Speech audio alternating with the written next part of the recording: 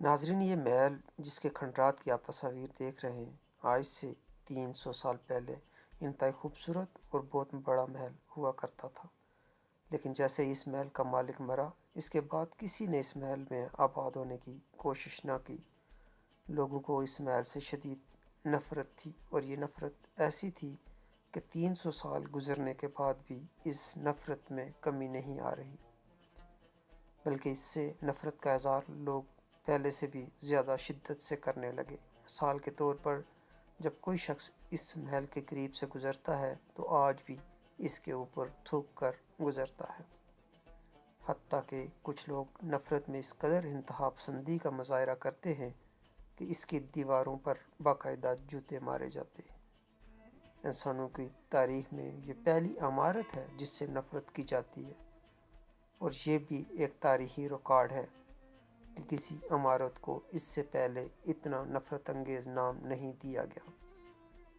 اس کو اس ملک کی گورنمنٹ نے سرکاری طور پر اسے غدار محل کا نام دے رکھا ہے۔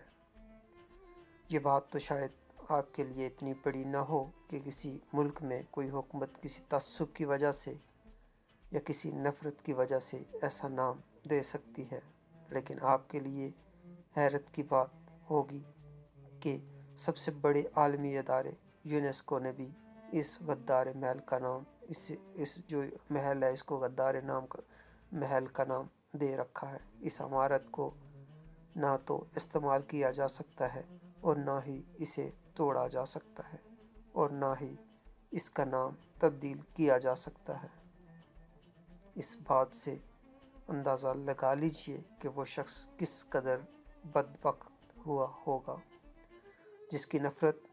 تاریخ کا حصہ بن کر رہ گئی ہے۔ اس دنیا میں آج تک کروڑوں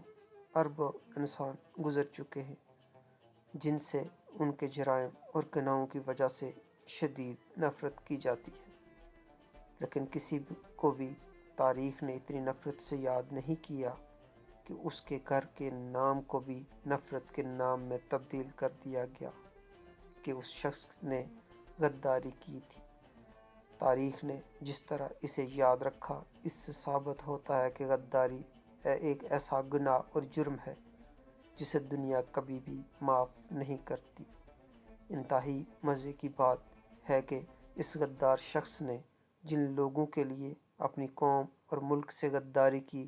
انہی لوگوں نے اسے تاریخ کا سب سے بڑا غدار قرار دیا۔ اس کے محل کو غدار کے محل کا نام دیا۔ وہ شخص میر جعفر تھا، اور اس کا یہ محل بھارت کے مغربی بنگال میں واقع مرشد آباد کے مقام پر ہے۔ غدار غداری کر جاتے ہیں، لیکن تاریخ انہیں معاف نہیں کرتی، ان کو عبرت کا نشانہ بنا دیتی ہے۔ شاید یہی وجہ ہے کہ آج تک